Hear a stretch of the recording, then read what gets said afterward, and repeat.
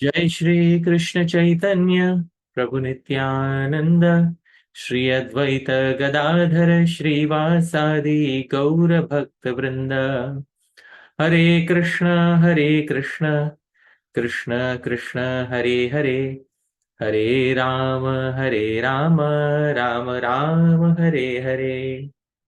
Srila Prabhupada ki Jai. Srila Rupa Goswami Prabhupada ki Jai. Ananta Koti Vaishnava Vrinda ki Jai. Nitai Gaur Premanande Hari Hari Bol. Thank you once again, dear devotees, for kindly assembling here.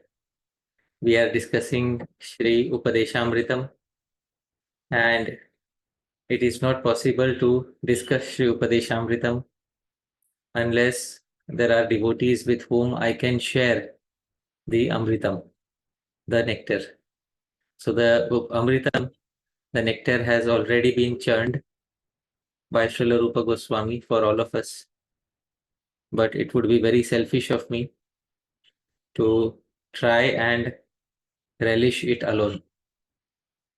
Keval agho bhavati keval adi. The Rig Veda says, a person who enjoys alone enjoys only sin. Therefore, it is important that we should relish Upadeshamritam as a group. And this is the purpose for which this series of talks on Śrī-Upadeshamritam has been organized.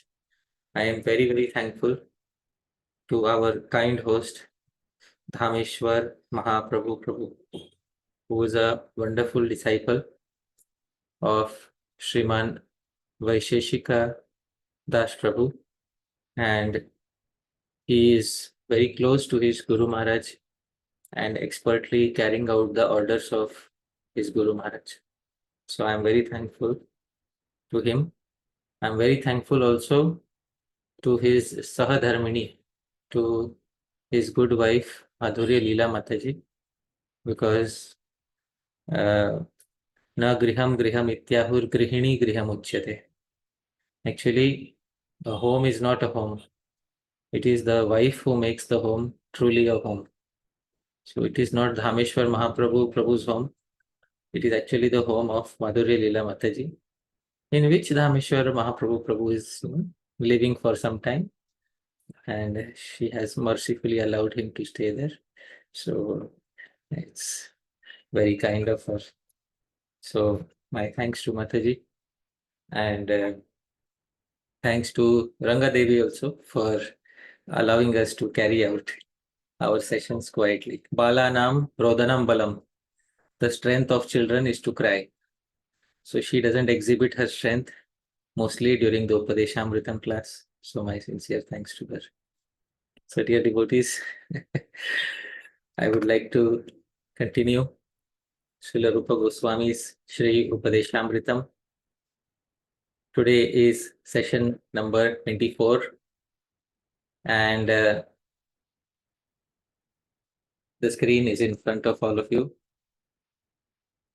This is a detailed study. We have lots of time. So we have all the time in the world for studying Sri Rupa Goswami. And before we continue our study, I would once again like to offer a verse to Sri Rupa Goswami. Chitte ridam kritam yena prema varshairasaplitam tam gaurarava sampushtam vande rupa ghanam. By manifesting showers of prema, he inundated the barren soil of the heart with rasa. I pay my humble obeisances to that rain cloud named Shri Rupa, who has been well nourished by the ocean named Gaura. Rupa Ghanam, the rain cloud named Shri Rupa, is showering prema varshay, rasaplutam, is showering prema and inundating us with rasa. And chitta iridam, the barren soil of our heart, is getting inundated by this rasa, bhakti rasa. So obeisances to that Sri Rupa Goswami, who has so mercifully taught us Śrī-Upadeśāmṛtam. moving ahead, we are continuing our fourth instruction. In the previous talk, we saw the culture of dadati pratigrihnati, the culture of giving and receiving, dan and pratigrahan. Today, we are going to see the culture of confidential talks in Vaishnava society. Dadati pratigrihnati guhyam akhyati prcchati bhunkte bhojayate chaiva shadvidham priti lakshanam. So, dadati and pratigrihnati. She gives and she receives. Akhyati guhyam. She discloses confidential thoughts. Pricchati, and she inquires. Bhunkte chaiva bhojayate. She eats food and she serves food. Shadvidham. These are 6 priti lakshanam, symptoms of priti. Priti means joyous affection between Vaishnavas, any two Vaishnavas. These are 6 symptoms of that priti. Today we are discussing guhyam akhyati pricchati. She discloses confidential thoughts and she inquires. This is very important part of our Vaishnava culture because each and every one of us has some secrets in our lives which we want to preserve and reveal only to certain confidential friends. And we want that the secret should never be revealed to others.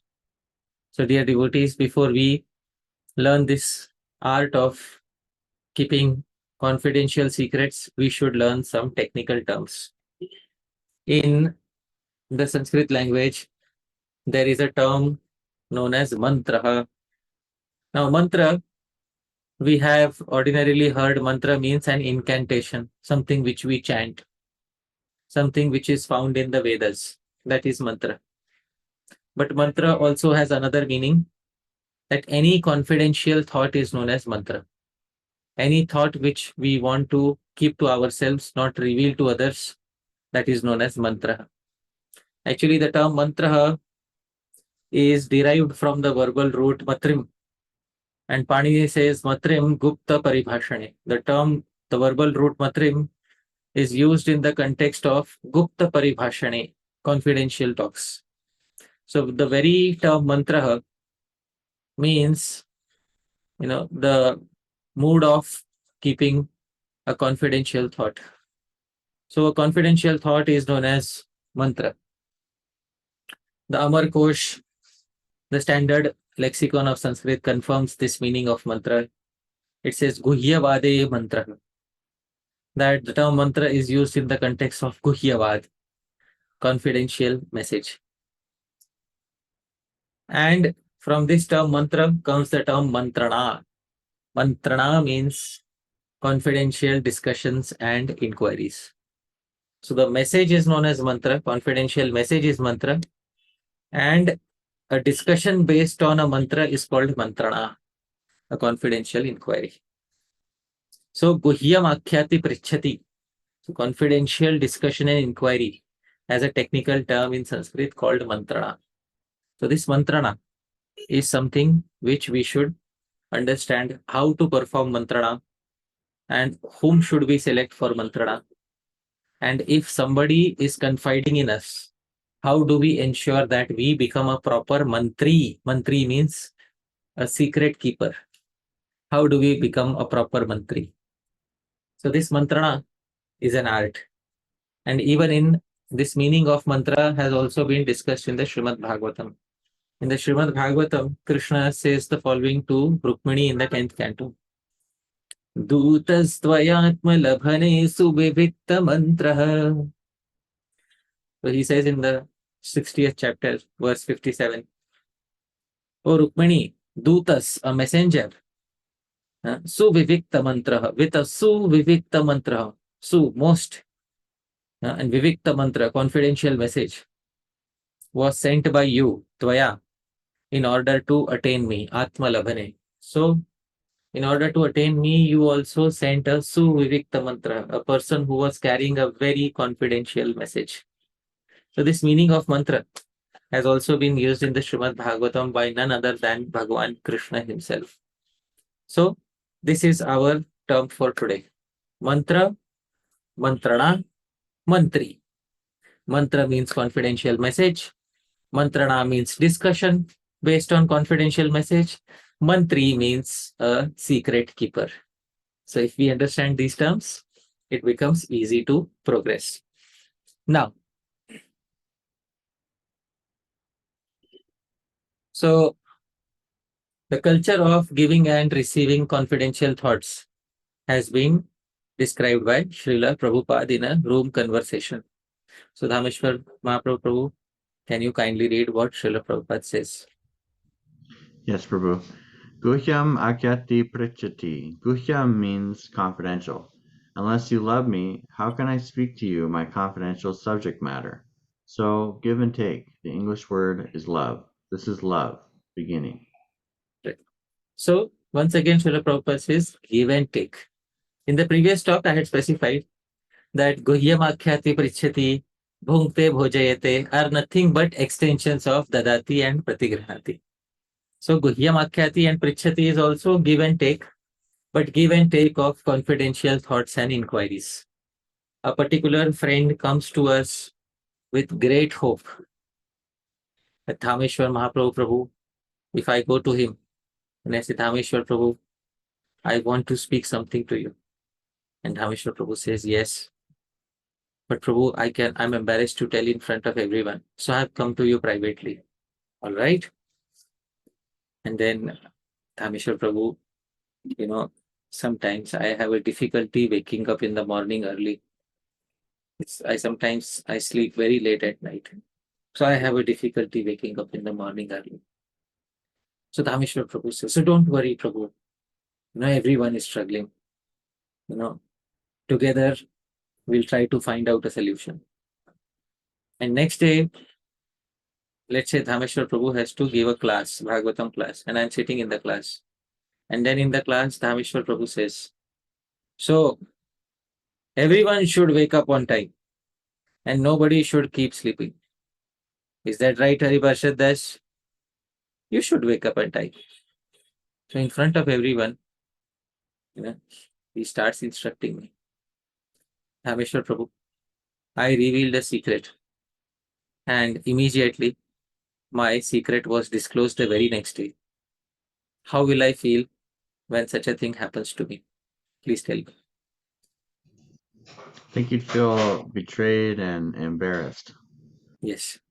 Will it be easy for me to trust trust you again after such an event occurs? Definitely not. Right. So often it happens in Vaishnava circles that a person comes to us expecting some empathy, an open ear, but not an open mouth. So they're expecting an open ear and an open heart. But what we do instead is we end up speaking of their weakness to someone else. And that is what causes a strain in relationship or in the priti between devotees. Devotees are no longer able to trust each other. So, in order to understand the culture of guhyam, akhyati, prcchati, we should understand there are certain types of people with whom we should not have these dealings, and certain types of people with whom we should have these types of dealings. Srila Bhaktisiddhanta Saraswati Thakura in his commentary explains which people we should not have these types of dealings with. So Srila Bhaktisiddhanta Saraswati Thakur says, Mayavadi prabhritira nikata haite moksha u bhog vishay paramarsha grahan karile tahadera sangha priti hoy. When one confides in or inquires from the Mayavadi, etc., regarding liberation or regarding material enjoyment, one establishes priti with them. Mayavadi prabhriti tinati dalke Krishna bhajaner katha upadesh titenai. These three groups of non-devotees should not be given any confidential instructions in Krishna bhajan because they are non-devotees. So they should just be given basic knowledge of Krishna bhakti if they are candidates for bhakti, if they become favorable to bhakti. Thakur Narottam Balen, Apan bhajan katha na kahibe jatha tatha. So Srila Narottam Das Thakur has said, do not speak of your confidential bhajan, your confidential bhakti here and there to everyone and anyone. So don't speak of your confidential bhajan to non-devotees. Tahader gopaniya rahasya shravanir avashyakta nahi. And then there is no need to hear their confidential talks. Ye hetu hari virodhi jana atmaghati. Because they are opposers of Hari and are thus destroying themselves. So they'll take us also along with them and destroy our spiritual lives. So therefore, Srila Bhaktisiddhanta Saraswati Thakur says, no need of hearing their confidential talks. We cannot establish friendship with them for the sole reason that these people are anti-devotional in their basic approach towards life. So that is the reason why he says, better to have confidential discussions in the society of like-minded devotees. Now, before we move ahead, we as devotees should understand that each and every person in our life cannot be trusted so easily. We have to have some general precautions towards most people, especially non-devotees. So towards non-devotees, we should have some general precautions. There are some things which we should not easily reveal to other people, especially non-devotees and even amongst devotees with those whom we do not trust.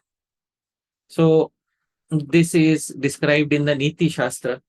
This quote is attributed to Chanakya. This quote is as follows. Ayurvittam grihachhidram mantram aushadhamaithune danam manapamanocha navagopyani karayet. So a wise person should keep the following 9 things secret.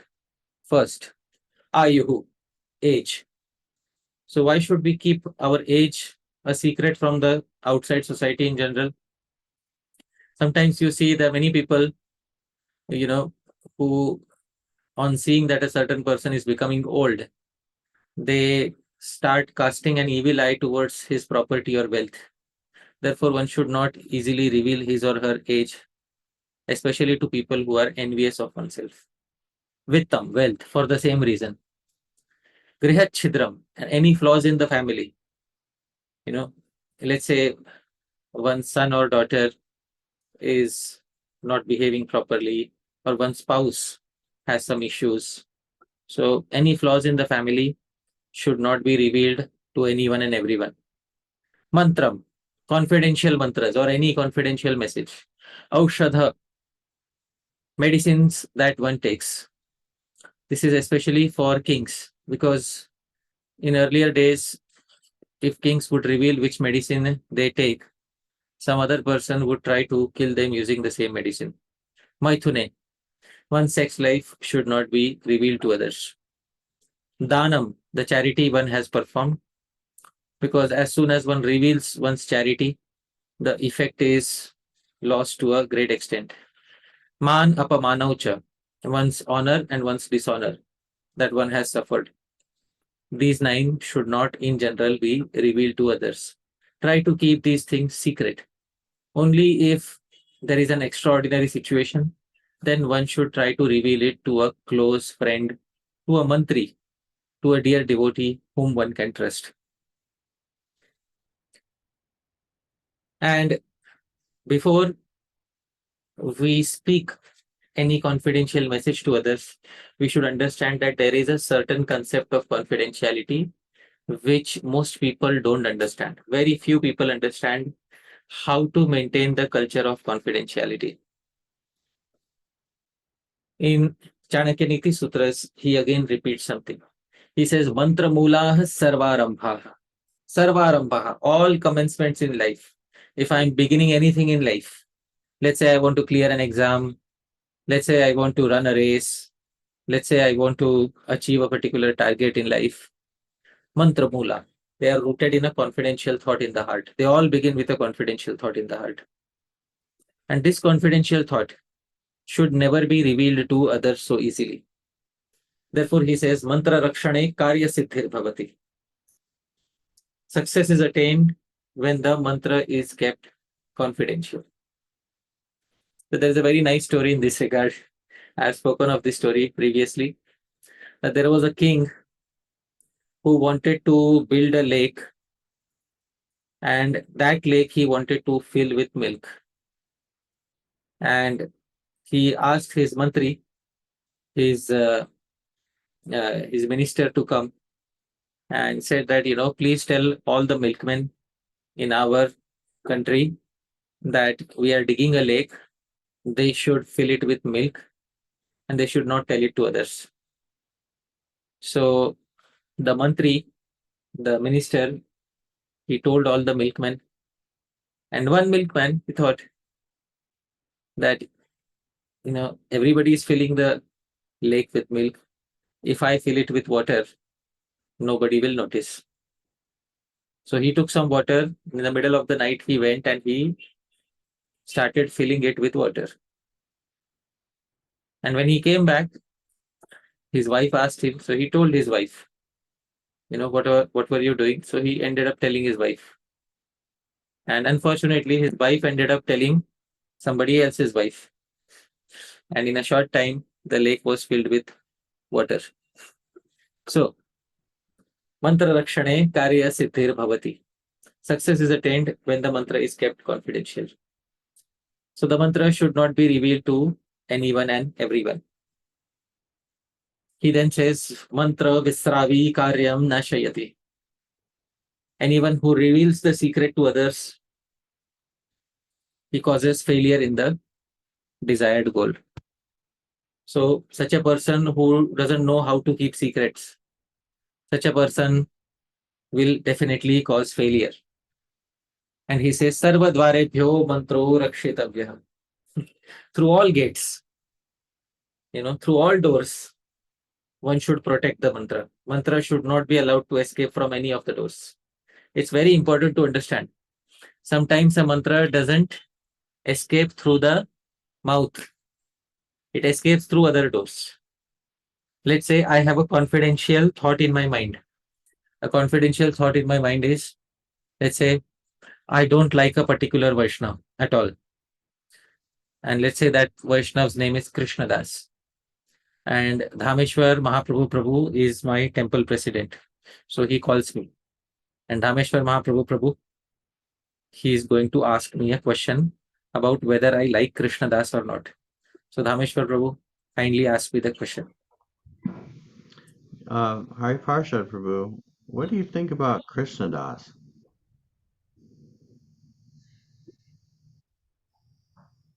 But Prabhu, better not to say anything. So by saying this, I have revealed through my eyes and expression,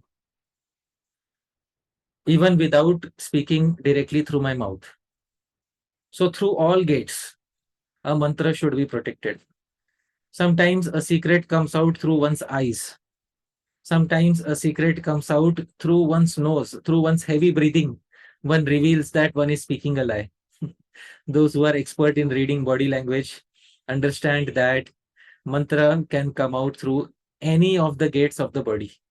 Therefore, sarva dvarebhyo mantro rakshitavyah. A mantra should be protected from escaping through all the gates of the body. This is what is the message. And this message is also, repeated many times in Shastra. Therefore, one of the best qualities of a friend, a Vaishnava friend, Chanakya Pandit says, is the capability of maintaining a secret. Can a friend take my secrets to the grave? It's very important. And therefore he says, Shreshtatamam mantra gupti mahu. The foremost quality of a dear friend and advisor is the capability to keep a mantra secret. This is the foremost capability of a friend. Amongst all the capabilities of friends that we have seen in the previous talks, this is the foremost capability of a friend. That a friend is the most effective mantri, the most effective confidence keeper, secret keeper that you will meet in your life.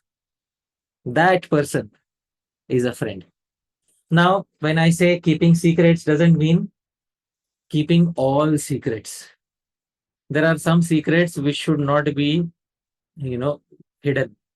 For example, if a friend has committed some criminal activity, then such things should not be kept secret. So if there are any criminal activities that have been committed by a friend, those things should not be kept a secret. Otherwise, we will become an accomplice in the crime. Therefore, if we know of any criminal activity that a friend has committed, we should not keep those secret. But other activities, if they are not criminal, but if there are minor faults, etc., then we should have the capability of taking such secrets to the grave with us. That is the foremost quality of a good friend. Dear devotees, therefore he says, mantra kale na matsarah kartavya.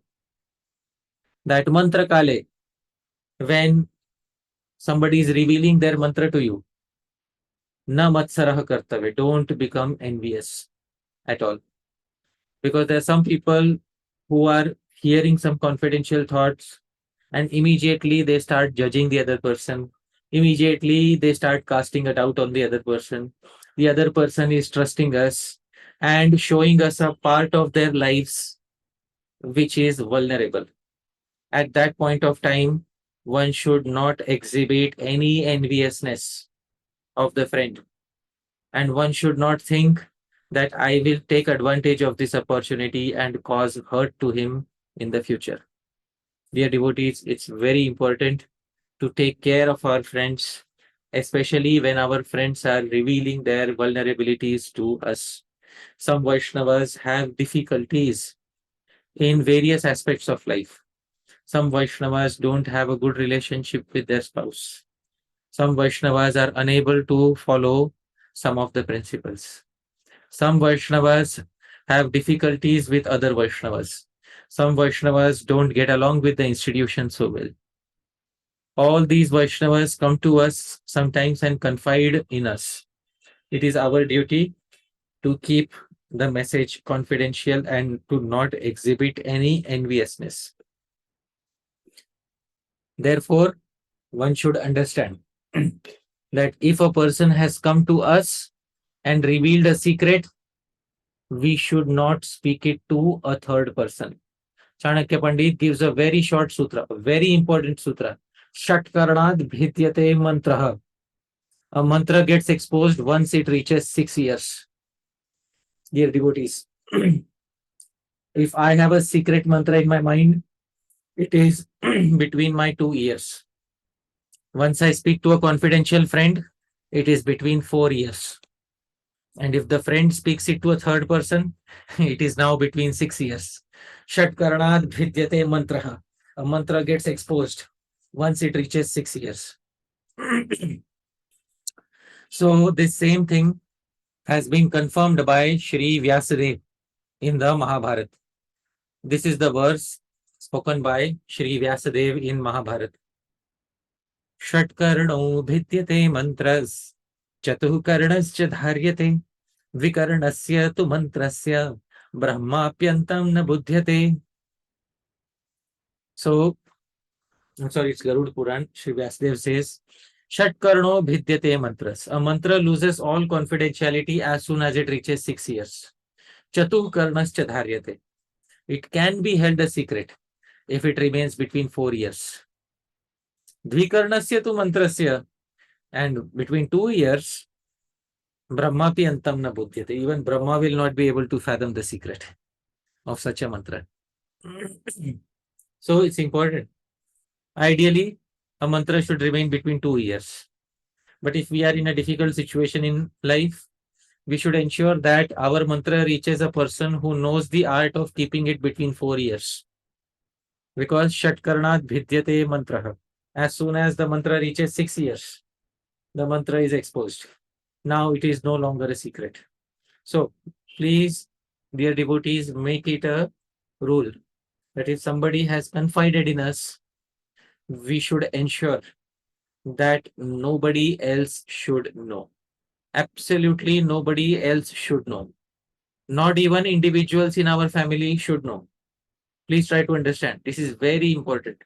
Sometimes a friend comes to us and confides in us, and we end up telling a family member. And it may happen that the family member may end up speaking it to somebody else. Vidyate mantra. The mantra is exposed and our trust is lost. Once the trust is lost, that person may never come back to us with their secrets ever in their life. Dear devotees, please understand this is very important. Now, therefore, in this world, you will not find many good mantris. There are very few qualified people in this world who know, who have the required maturity to keep secrets. Very few qualified friends. Others are interested in scandals. Most others are interested in scandals, in gossip. And therefore, it's important to know that anyone and everyone cannot be confided in. This is a very nice verse from the Subhashit Ratna Bhandagaram. This verse is in the meter Shardul Vikriditam. Drishyante bhuvi bhuri nimbatarava kutrapi te chandana पाषाणै परिपूरिता Vasumati वज्रो मणिर्दुर्लभ श्रूयन्ते करटारवाश्च सततं चैत्रे कुहूकुजितं तन्मन्ये खलसङ्कुलं जगदिदं वित्राक्षितौ सज्जना दृश्यन्ते भुवि भूरि निम्बतरवा. Bitter neem trees are abundantly found. Kutrapite chandana, whereas fragrant sandalwood is rare. Pashanai paripurita vasumati, the earth is filled with stones. Vajromanir, diamonds, durlava, is very rare. Shruyante karataravascha satatam, the cawing of crows is abundantly heard throughout the year. Chaitre, but only in the rainy season, in the month of Chaitra. Kuhu kujitam, you hear the cuckoo, the koyal, singing nicely. Tanmanye, therefore truly speaking, I understand. Khalasankulam jagadidam, the world is a place full of ruffians. Dvitrah kshitau sajjana, the 2 or 3 in this world who are saintly souls, who are gentlemen. Nameshwar Prabhu, let's recollect Bhagwan Krishna's own life. How many people did Krishna have in his life to whom he could reveal his secrets? Can you please try to think of some individuals? Uddhava? Uddhava. Uddhava was mantri. Uddhava was the confidential minister and friend of Bhagwan. Therefore, he was mantri. He knew the art of keeping mantras. All right. Anybody else, Prabhu? I'm not sure. Bhagwan Krishna has, very few mantris in his own personal life. There are very few people in whom he confides his mantras. In his own Leela, there are very few people. You can count on your fingers. Dvitraka, Chitau Sajja, 2 or 3 whom he trusted with his secrets. So, even in Bhagwan Krishna's own life, he practiced this rule. There are 2 or 3 people in this world, and time tested. You have tested them by keeping some small secrets with them. They have stood the test of time. Such people are mantris, not anyone and everyone. So the amount of mantris that we can have in our lives is maybe 2 or 3. And these people have the required maturity and the art of keeping a secret a secret. So they know that even though this Vaishnava has a certain problem, he or she is still a good Vaishnava. He or she is still capable of perfecting their lives. There is no ultimate defect in their character. They have the maturity to understand this. Whereas those who are immature, as soon as they hear of a problem in a Vaishnava's life or character, immediately they discard them from their hearts and their lives. Immediately. That is the characteristic of an immature person. And then Since that person has no value for them, therefore that person becomes disposable.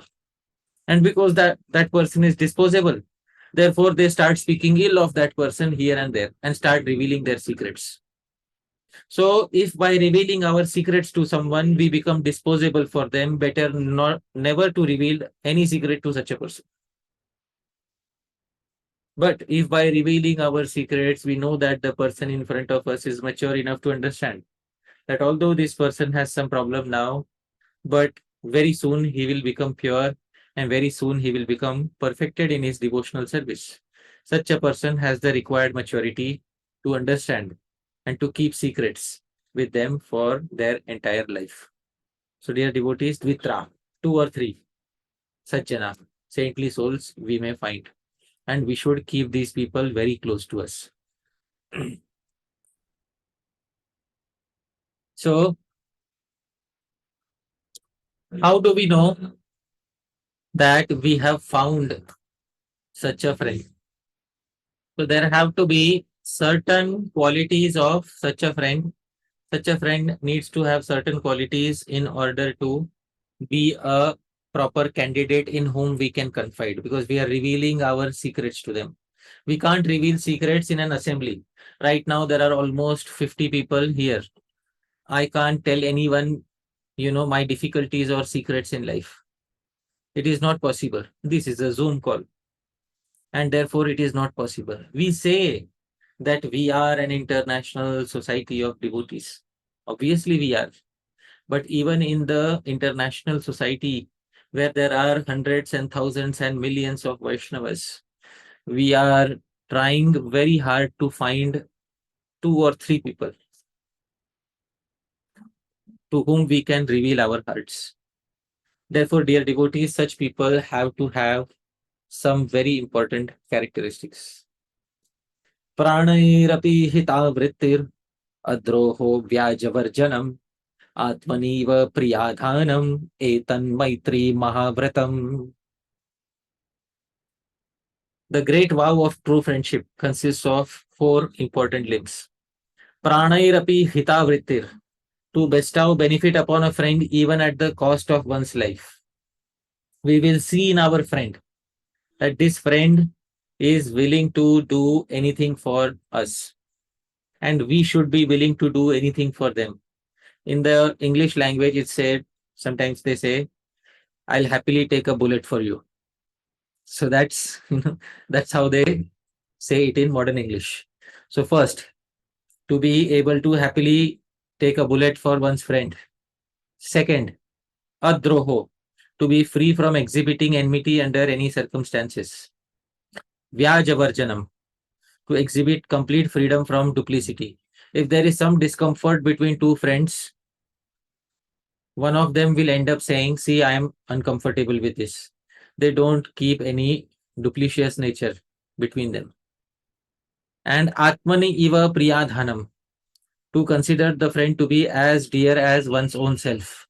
Etan Maitri Mahavratam.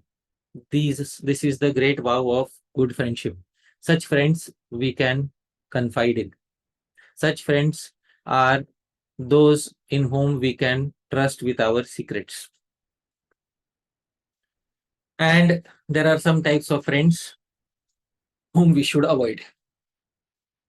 Now, in the world, some of us are having friends who are active in political sphere. Now, political sphere, I mean administrative sphere. Some people have friends who are working in the government. Some people have friends who are working in administrative sections of any society, any religious organization. So any person who is working in any administrative capacity, one should be a little careful about trusting them with our deepest secrets. There is a reason for this. I'm not saying out of my speculation. There is a reason for this. In the Mahabharata, Bhishma, who is himself a Kshatriya, says something about Kshatriyas. What does Bhishma say about Kshatriyas? Kshatriya sangatam nasti na pritir na cha sauvridam karanat santvayantyete Kritartha santyajanti cha kshatriyeshu na vishwasa karyah sarvapakarishu apakrityapi satatam santvayanti nirarthakam.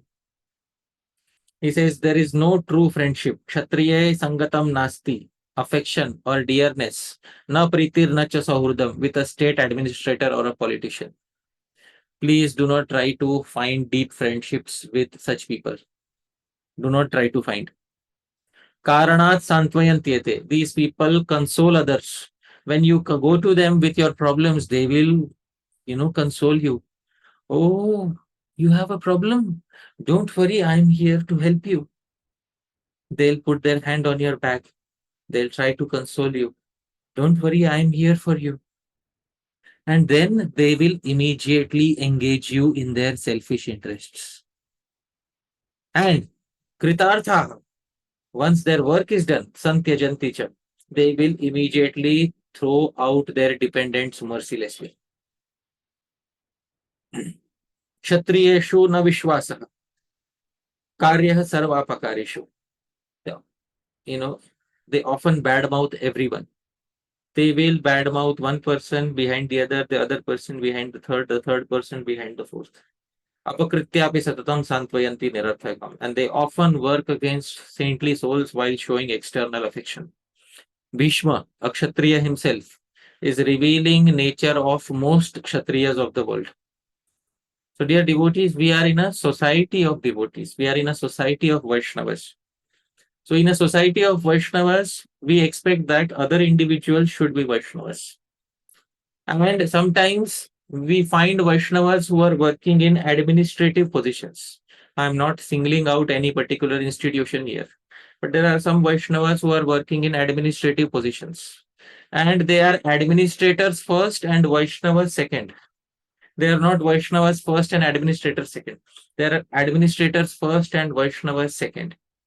For them, their main service in life is administration instead of direct bhajan. And they take pride in such administration. Bhishma says, be careful with such people. Be very careful. 95% of the problems of guhyam, akhyati, prcchati will be avoided if you remain careful of such people.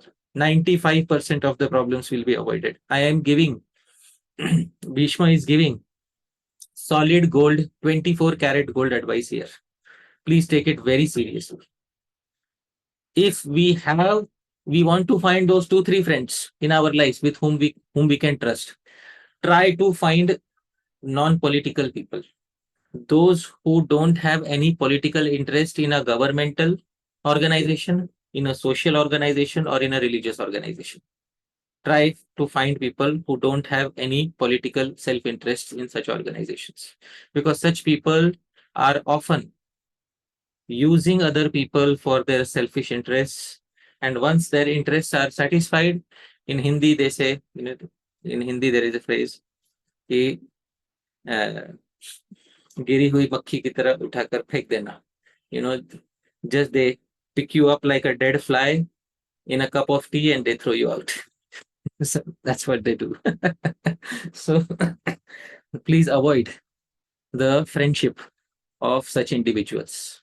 In Vaishnava society, the Upadeshamritam was written for apolitical people. I've always stressed this point. The Upadeshamritam was written for people who have zero political agenda in their lives. It was written for people who are relating to each other as individuals instead of relating to each other as members of a political, social, or spiritual organization. So, dear devotees, let's try to understand the essential mood of Srila Rupa Goswami. Now, Bhishma speaks of a very good story in this regard, and this story is very instructive. This story is about a king named Brahmadatta and a bird named Pujani. A very nice story. Once, in a place named Kampilya, there was a king named Brahmadatta. And in his kingdom, in his palace, there was a bird named Pujani. This bird was a mystical bird who could speak all languages, including the human language. So this bird used to stay happily in the king's palace. One day, the bird delivered an egg, and it was the same time the king's wife was also pregnant. Slowly, the egg hatched, and a smaller bird came out of the egg. And on the same day, the queen also delivered a child, a son. So this bird, Pujani, every day she would go far away near the ocean and collect two fruits. One fruit she would bring for her own child and one fruit for the king's son. She was very affectionate towards the king's son and towards her own child. Equal affection she was showing. One day when she was away, the child started playing with the king's son started playing with the small bird child. And both of them started playing with each other. In this way, a few years passed. One day, when Pujani, the bird, had gone away, the king's son ended up taking the small bird with him and killing it. When Pujani came back, she saw that her child was killed. Pujani at that moment started crying. She became very dejected at heart. At that moment, she decided to take revenge. And using her sharp claws, she plucked out both the eyes of the son. When the son started crying, the king arrived. At this point of time, Pujani was in the sky. The king and the queen arrived. Pujani was in the sky. The son had lost both his eyes. King Brahmadatta started saying something to Pujani. What did King Brahmadatta say to Pujani? King Brahmadatta said to Pujani that, Pujani, why did you do this? So she revealed the reason. Brahmadatta said, all right, you took your revenge. Now you are even. Now stay here and don't go elsewhere. Pujani said, I am sorry, I will never do that. Especially among Kshatriyas or administrators, offenses are not easily forgotten. Kshatriyas, administrators, politicians remember offenses till the end of their lives. They don't forget offenses. So, no matter how much you try to tell me that, I have taken my revenge, we are even, I am not going to listen to you. Then Brahmadatta again said something else. All right, but I don't consider you as an offender because my son, he made the first mistake and then you punished him. So I think you relieved my son of bad karma. So therefore, I don't think of you as an offender. Please stay with us. Pujani said, such people are foolish who think that a Kshatriya enemy is consoling me and therefore I should trust him blindly. These are foolish people, actually. I know 100% that as soon as I come in your shelter, you will immediately slaughter me. Therefore, I will never come to you. Then Brahmadatta tried a third line of thought. He said, it is the time factor which makes everyone act like this. I don't consider you as the doer. It is the time factor. Pujani then said, if the time factor was doing everything, then why do all Kshatriyas, kings and politicians avenge their dead brothers and relatives after a war? If it was the time factor, you should never have avenged your brothers and dead relatives after a war. Therefore, I don't believe your words. Then Brahmadatta tries a fourth line of thought. He says that if you behave like this, then you are not trusting anyone. You are exhibiting a lack of trust in the world. And with a lack of trust, nobody will be able to function in this world. So Pujani, you are exhibiting a weakness. You should learn to trust people. Pujani said that if both of one's legs are wounded and one keeps walking on those very legs, then one cannot expect to be healed. O king, both of us are enemies now. And especially you are a Kshatriya, an administrator, a politician. Now there is absolutely no way that I will ever trust you again. Pujani flies away. Bhishma says, in this way, the bird saved her life. Dear devotees, please try to understand this thing.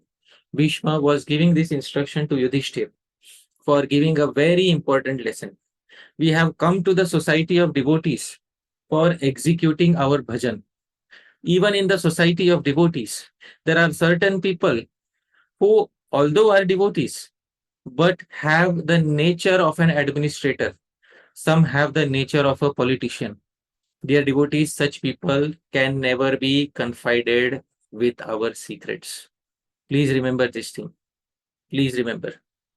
This advice doesn't come from me personally, it comes from Shastra. The reason why I am saying this is because this advice has been deeply embedded in Shastra. If you ask most of the devotees who were hurt in the past, go and ask them, who hurt you? In most of the cases, you will get an answer that somebody who was in a position of power hurt me. Somebody who was in a position of power has hurt me. Therefore, I no longer trust the society of devotees. It is very important to understand that with those who are politically inclined, it is difficult to have deep friendship. So, we have to have a very simple criteria for deciding whom to trust. Dear devotees, very simple criteria, a small checklist I am giving. This small checklist we can easily apply in our lives. First, if we want to trust somebody, first and foremost, we should ask, are these people like-minded? Like-minded means, are they, having the same goals and aspirations as us? Second, are they trustworthy? Trustworthy means, can we confide our secrets in them? Try confiding smaller secrets and see whether they are trustworthy. Third, are they in any governmental, social, or religious administrative position that can cause harm to us? Some people are administrators, but they don't use their positions to harm others. So I'm not grouping all administrators into one bad group. Some people are administrators, but they don't misuse their positions. They know how to keep secrets. But if somebody is an administrator who can cause harm to us, and if they are fond of using their position and power to manipulate others, then we should not confide in such individuals. And are they genuinely interested in Krishna bhajan? Most important criteria. Are they genuinely interested in Krishna bhajan? If they are, then we can confide in them. If they have no political agenda at the back of their minds, if their main agenda in life is Krishna bhajan, such people are good devotees in whom we can trust, in whom we can confide our secrets, and who will not use our secrets to harm us in the long run. Because many times it has happened. I remember an incident in my life. I had a very good friend in the beginning of my devotional life, a very good friend. Me and that friend, we almost joined in the same year. We became devotees. Later, this friend took to some administrative services within the society. And after some time, when I met him, suddenly his nature towards me, his inclination towards me had changed. Suddenly, instead of talking like an equal, he started talking like a superior. One time, when I was talking to him, then I was trying to reveal a small secret to him. He kept his hand behind my back and he told me, I already know what you are saying. Because when we are in administrative services, we have to know all secrets of everyone. So it was very obvious that this person could not be easily trusted with my secrets. Therefore, it is very important that all these factors should be carefully measured before we trust someone. And this criteria, once again, I would like to repeat, is not coming from my personal, not only from my personal experience, it is also rooted in Shastra. It was spoken by Bhishma, who himself was an administrator. But because he was a pure devotee, he was able to highlight the faults, certain faults of administrators, which renders them not so helpful with trusting secrets. So that is what is the conclusion of the entire discussion between Bhishma and Yudhishthir. Now, in the Vaishnava world, if you find, if you find a friend whom you can trust your secrets with, very good. Now, let's say somebody comes to us with their secrets. So, guhyam akhyati was once part, speaking to others, how to find a good friend in whom you can trust. That was one part.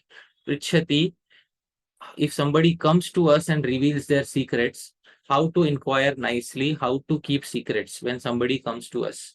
So there is a very nice verse, a very simple formula that Sri Ramanujacharya has given to us for a Vaishnava society. Please remember, the following things should be done. In the Prapannamritam, a collection of teachings and the life story of Sri Ramanujacharya, there is a very nice verse highlighting his teachings in this regard. Vaishnavanam cha janmani nidralasyaani yani cha दृष्ट्वा तान्यप्रकाश्यानि जनेभ्यो न वदेत् क्वचित् तेषां दोषान् विहायाशु गुणांश्चैव प्रकीर्तयेत्. Vaishnavanam cha janmani. If there are any birth defect means some Vaishnav has taken birth in a family which is by birth is considered lowly. Or nidra, oversleeping, alasya, laziness, yanicha, and any other faults. Drishtva, if you see that they are present in a Vaishnav, tani aprakashyani, should never be spoken to a second person. Please remember, it should never be spoken to a second person. Janebhya no vadet kvachit, and never, especially never disclose them in an assembly publicly. Never disclose them in an assembly. Tesham doshan vihaya, instead of speaking their faults, ashu gunams chaiva prakirtayat. One should glorify their good qualities. So, this is the task of a devotee in the Vaishnava society. Never become, never try to take the seva of cleaning the sewers of the Vaishnava society. Please, with folded hands, this is my request that please do not take the seva of cleaning the sewers of the Vaishnava society. But if I don't do it, then who will do it? The answer is somebody else will do it. The simple answer is somebody else will do it. You don't have to do it. I guarantee you, there will be a person who will do it.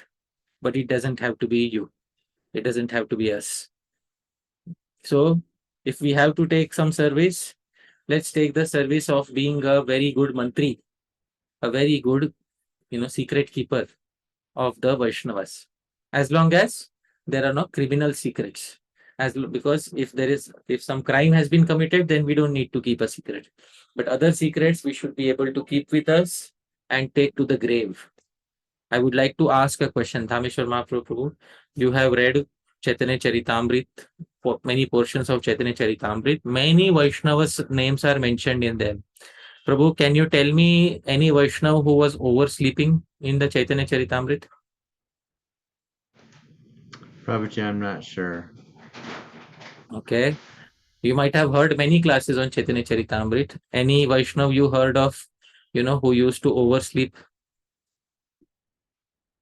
No. I'm sorry, I don't know the answer.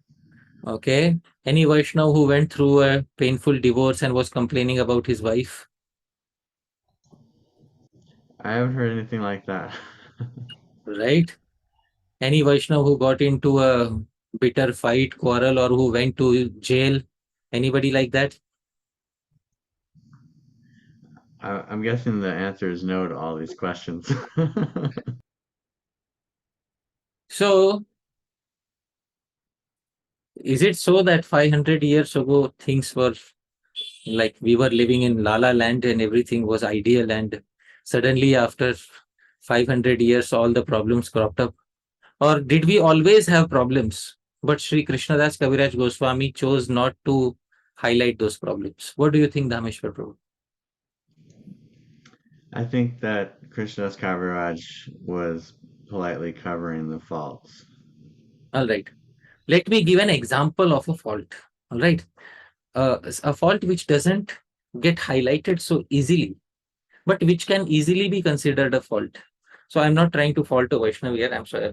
I'm not trying to find faults, but I'm trying to show a point where a fault could easily have been discovered. But Srila Krishnadas Kaviraj Goswami did not, discover any fault. So in Chaitanya Charitamrita, there is a devotee. His name is Shri Acharya Vaishnavananda.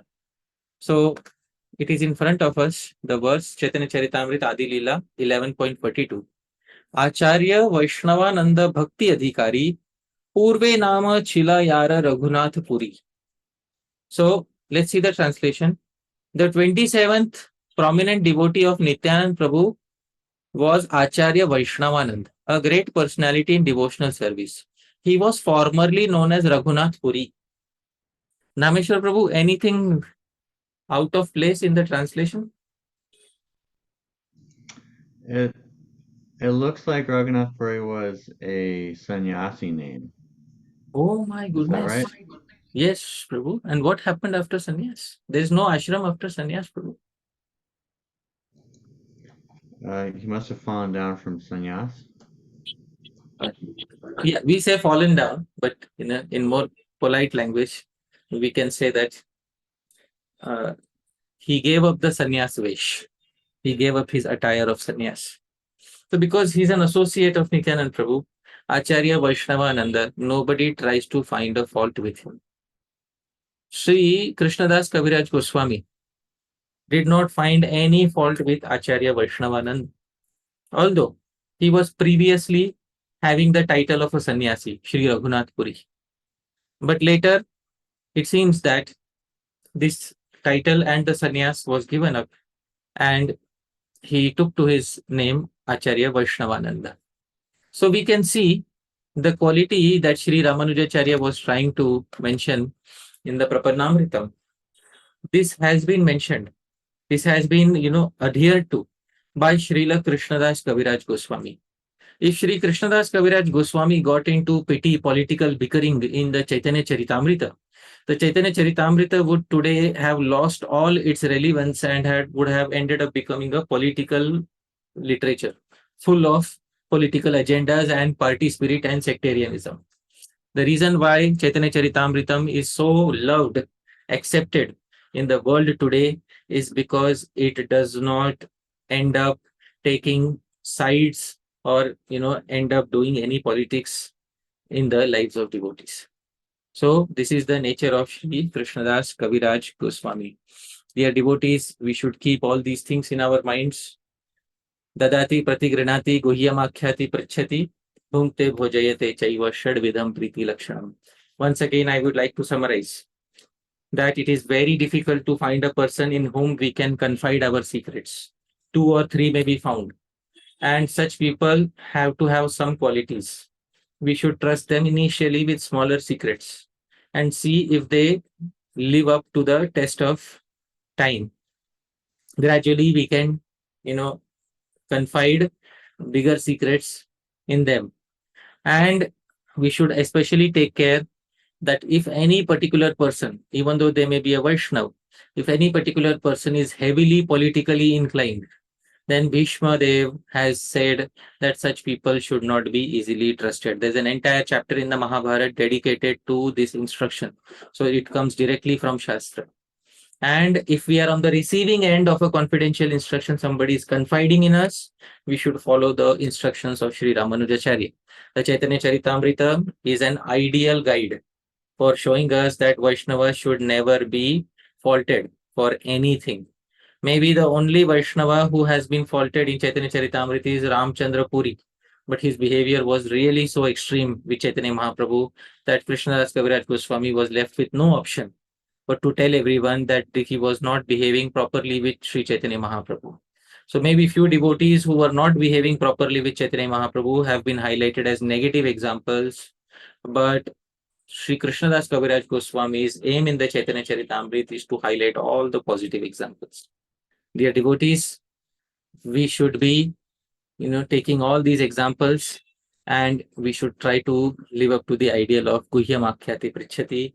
I sincerely pray that all of us are able to find those 2 or 3 individuals who will not allow the mantra to reach 6 years. Dear devotees, who will keep our mantra between 4 years. I also hope that all of us become, those expert mantris who can learn to keep a mantra secret, who have the maturity to keep a mantra secret and to not give out the mantra behind our friend's back. The devotees, with this, I would like to conclude. Yadatra skhalitam kinchit vidvamsah purayantu tat. Yadatra saushthavam kinchit tad guroreva menehi.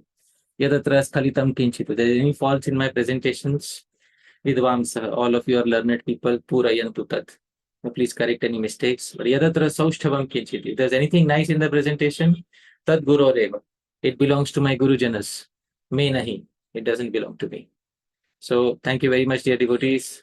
Jagat Guru Srila Prabhupada ki jai, Srila Rupa Goswami Prabhupada ki jai, Srila Jiva Goswami Prabhupada ki jai, Anant Koti Vaishnav Vrinda ki jai. Hare Krishna. Hare Krishna. Thank you so much, Hari Pārṣada Prabhu, for a really wonderful class. And thank you for your very sweet kindness to me and my family at the beginning of the class. We're going to go to questions and answers now. We request that you ask one question. Before asking a second question, we want to make sure everyone gets the chance to ask a first question. I understand naturally sometimes there's a follow-up question if you want to clarify your original question, but please wait, because otherwise it's not fair to people who are trying to just ask one question. So we're going to try to be a little strict about that, but we appreciate your cooperation, and we will get around to your second question if you just wait. Also, really important that we focus on the topic of today's class. If you have questions about previous verses, or you can watch those classes, you can wait till the end for questions and answers. If you have questions about upcoming verses, just wait for the class. Is there anything else you want to add, Hari Pārṣada Prabhu? No, Prabhu. I think, if one question is asked at a time, and even if there's a very urgent follow, please try to, wait for the second round. Thank you. Thank you. Yes. That is our request. Yeah. Thank you very much. So we'll start with Harsh Govind Prabhu. हरे कृष्णा, प्रणाम प्रभु जी। My pranams. प्रभु जी, क्या मैं हिंदी में बोल सकता हूँ प्रश्न? If it is possible in English, then it would be nice. If it's a Hindi question, can you wait till the end, Prabhu? Is that possible? छोटा सा ही क्वेश्चन है प्रभु जी, आप उसको चाहे तो ट्रांसलेट करके फिर आप कर सकते हैं। Okay. So he'll speak in Hindi. I'll translate it in English. All right. Please, बोलिए।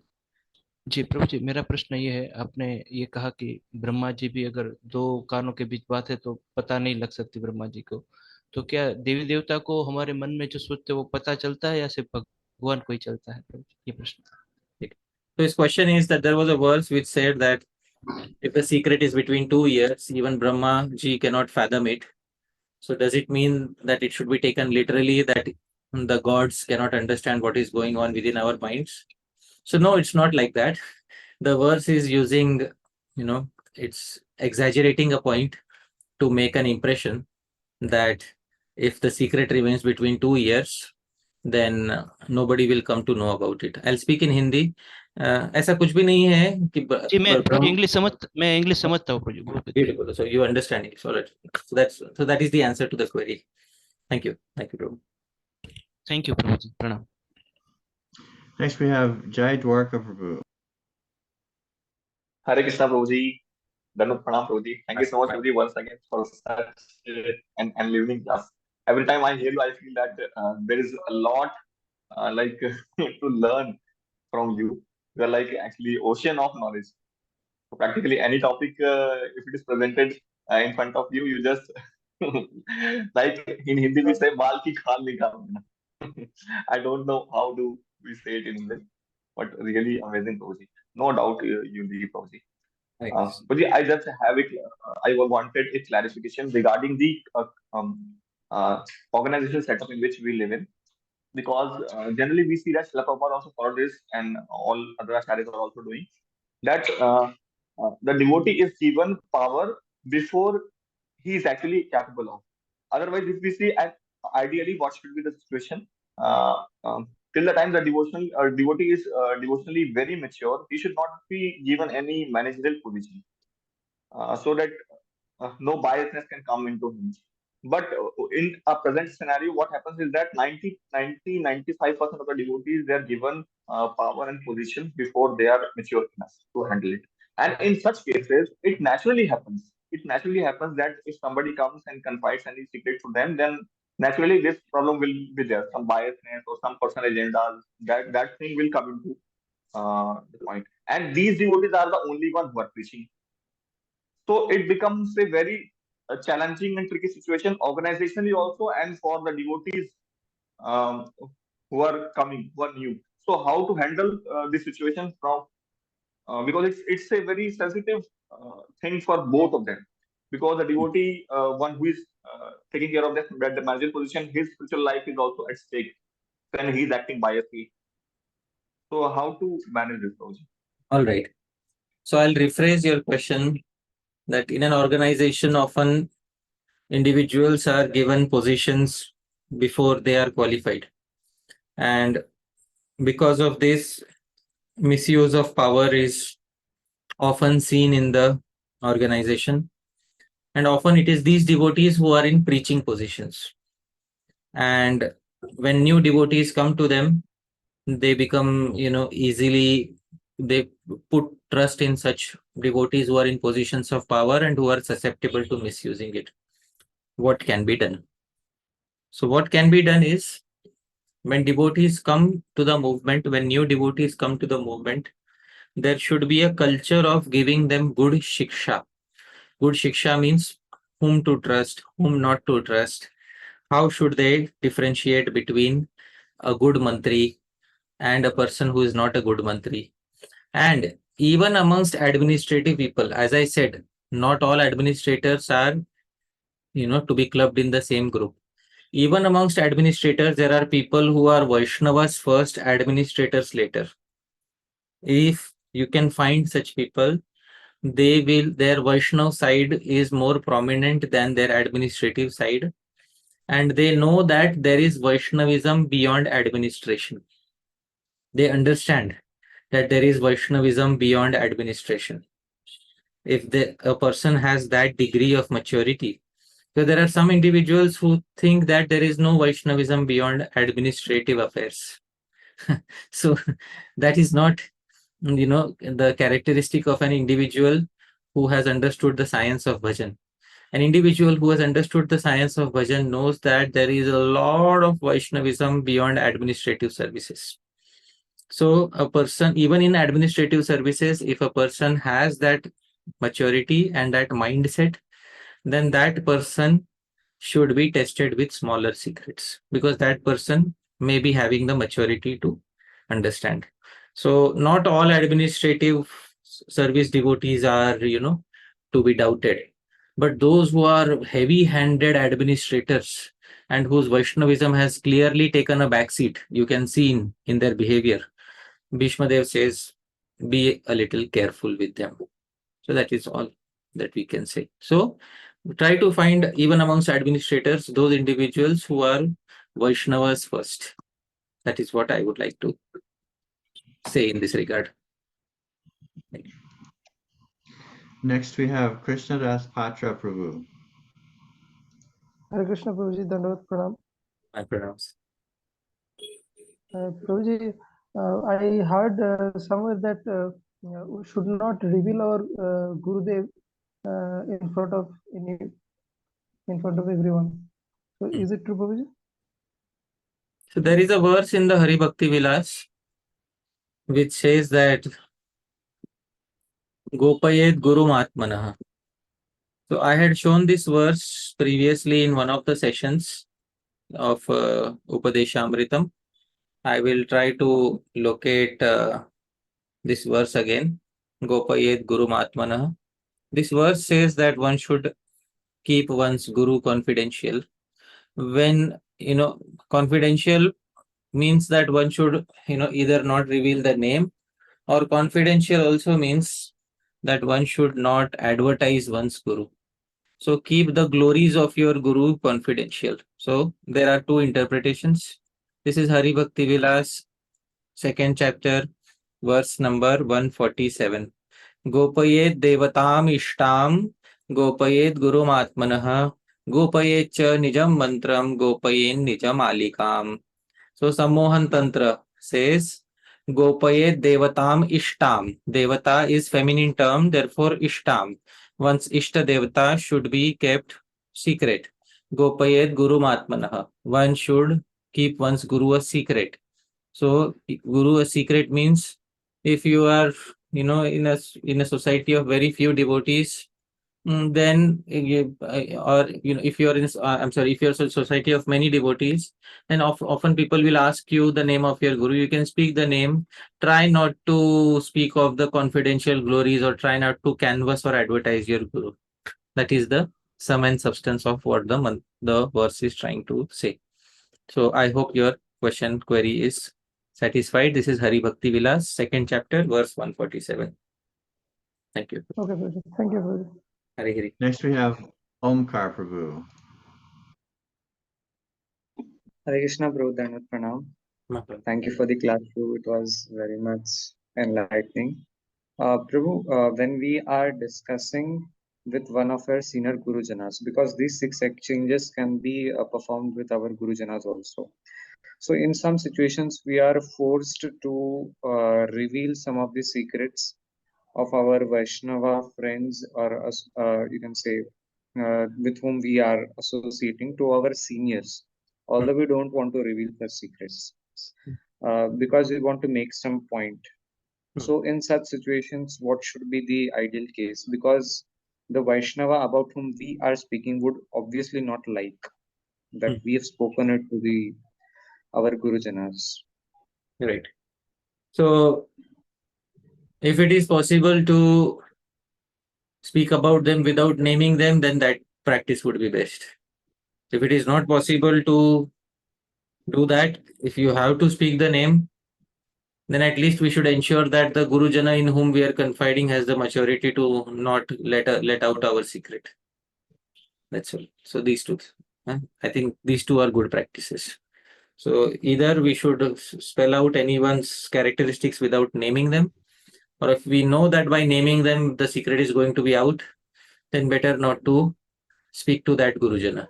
Better to speak to some other Shiksha Guru or somebody who is able to keep the secret, or to the Diksha Guru who is able to keep the secret. That is the answer to your query. Right. Yes. Thank you, Dhanvat Pranam. Next we have Bhakti Mataji. Hare Krishna Prabhuji, thank you so much for your beautiful class. I have a question on understanding what is the fine line between being truthful, honest versus keeping confidentiality. So the example that you noted about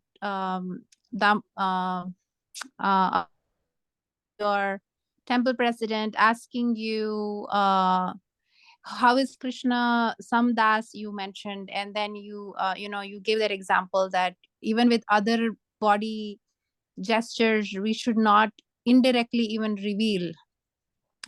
But then what is the fine line basically in that example, being truthful and honest? Let's say Damodar Prabhu is actually he's your friend, then what is that fine line between being truthful, honest versus keeping the confidentiality such that you don't even reveal through any other body language?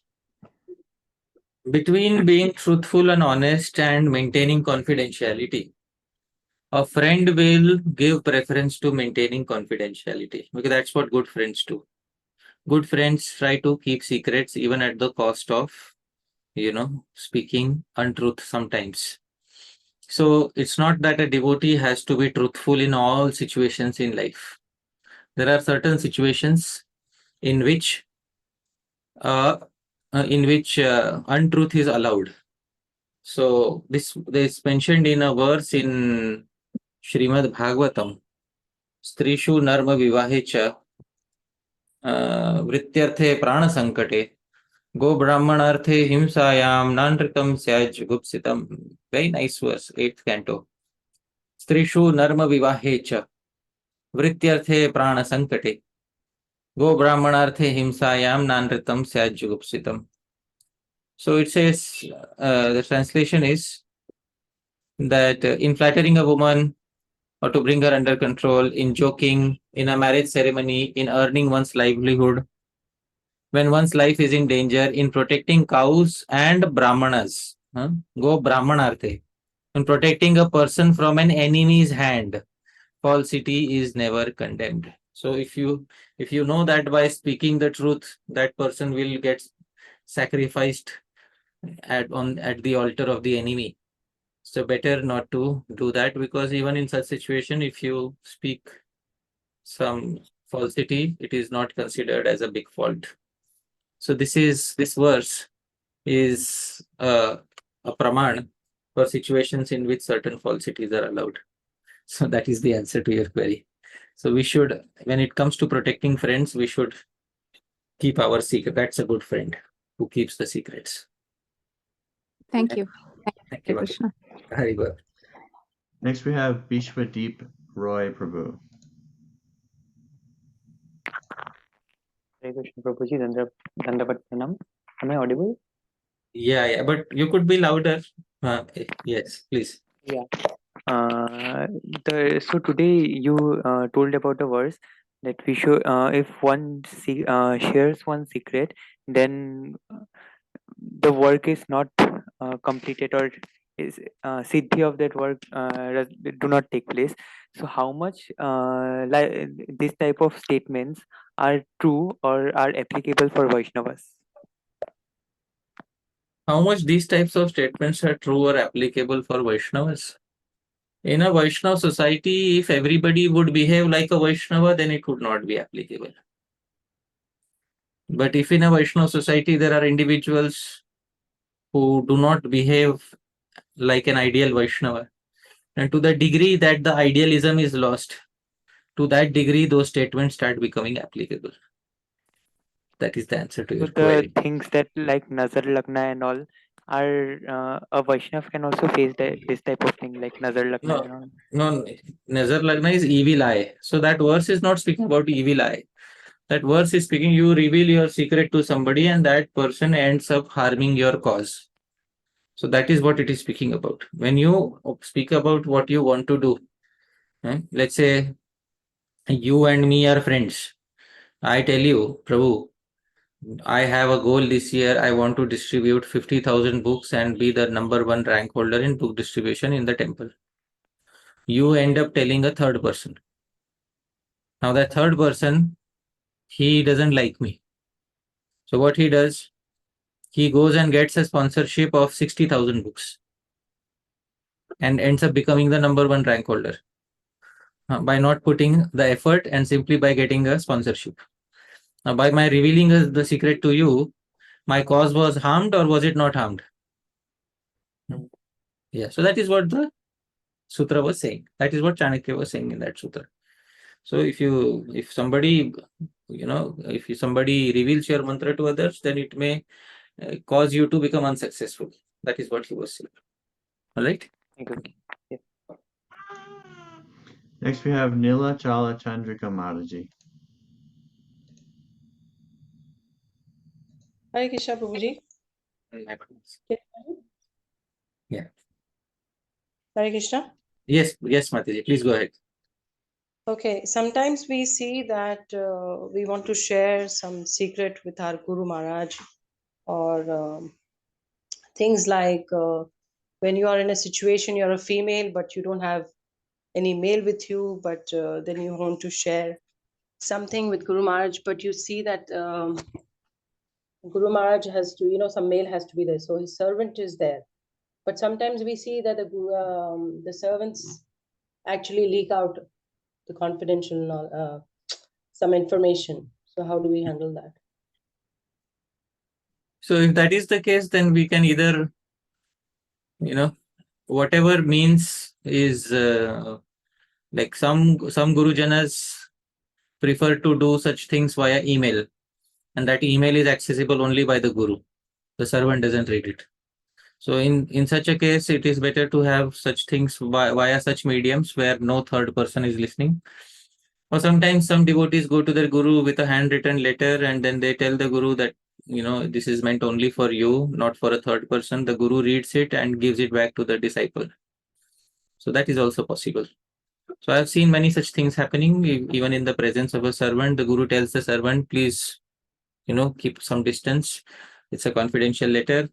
The disciple gives the letter, the Guru reads the letter, the Guru gives it back to the disciple, the Guru knows, the disciple knows. Later, the Guru communicates the answer through some written medium or some other medium, which the servant is not aware of. So in some cases, this is possible. So this option can be tried. Next, we have Srinath Prabhu. Prabhu, I will prefer to go last. Okay. Okay. Next, we have Omkar Prabhu. Okay, I think he went already. Yeah, I think we should. Santosh Prabhu hasn't gone yet, so Yeah. We'll go with Santosh. Hare Krishna Prabhu, Dandavat. Thank you Prabhu for a wonderful class. Am I audible, Prabhu? Yes.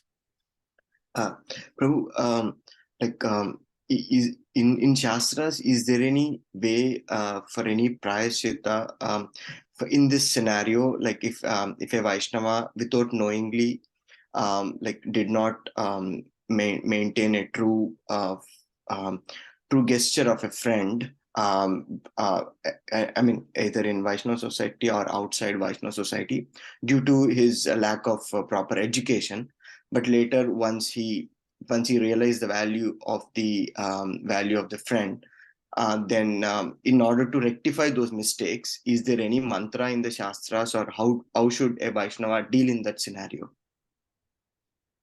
Okay, so Shri Jiva Goswami says in the Bhakti Sandarbha, Bhumau Skhalita Padanam Bhumirevavalambanam, that if we slip and fall on the ground, then the ground is our only shelter. So if we fall and commit offense towards a Vaishnava, then that Vaishnava is our only shelter. Please try to understand. Bhumau Skhalita Padanam Bhumirevavalambanam. For those who have fallen on the ground is the only shelter. So similarly, those who have committed an offense towards a Vaishnava, that Vaishnava is the only shelter. So we can't, we can't use an atonement to rectify the mistake that we have committed in the heart of another Vaishnava. The ideal atonement is to directly seek forgiveness from the Vaishnava whom we have offended. If that is possible, we should do that immediately, and we should do that in front of them clearly, visibly, and we should regret our error. So that we should do as soon as possible. And we should not wait for a later time. And if that is not possible, then there are some special measures given in the Madhurya Kadambini of Srila Vishwanath Chakravarti Thakur, which you can refer to in the Vaishnava Aparadh section of that literature. Right? Thank you. Next, we have Bhavya Bhagavan Prabhu. Yeah, Hare Krishna Prabhupada. Thank you so much for the class, Prabhuji. Prabhuji, my question is, sometimes we are in a position when we have to sometimes guide somebody, and they come up to us with some close information or something on which they need guidance. And the fact of the matter is, we also are not so much capable of guiding them. So in that case, what happens is sometimes we also need to take superiors guidance, Prabhuji.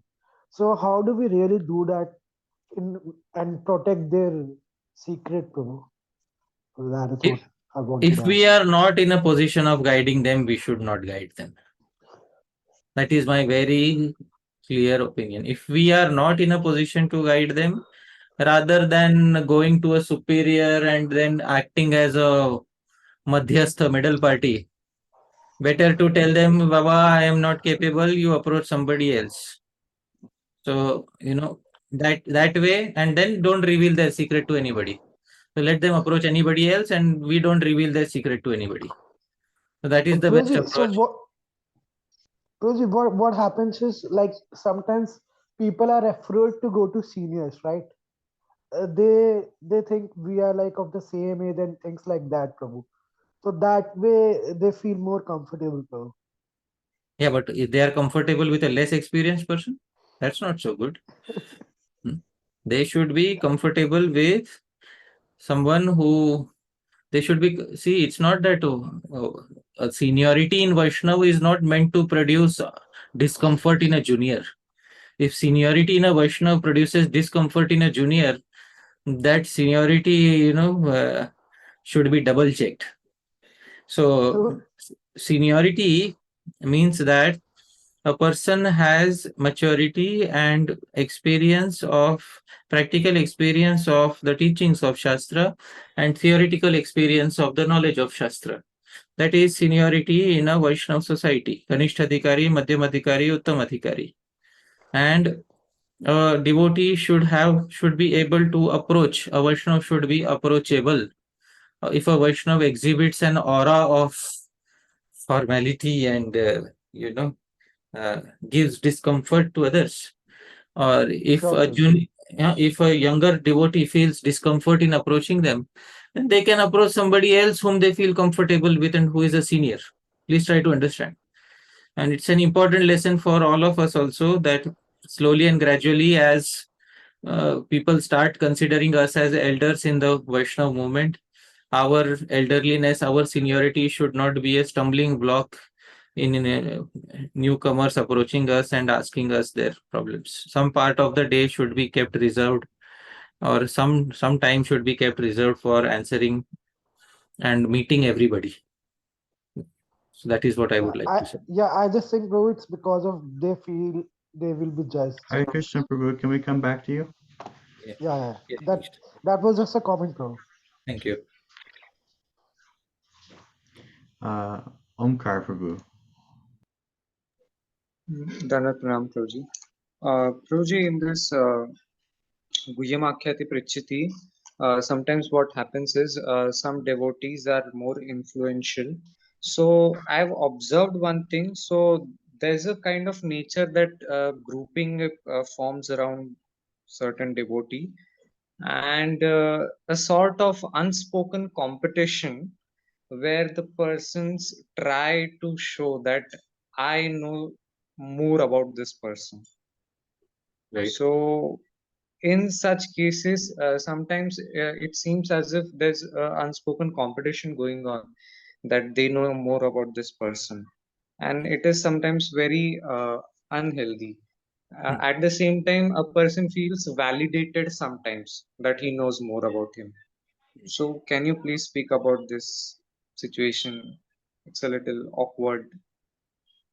It's not a rat race to gain followers. How many Vaishnavas are there in the world? Calculate altogether.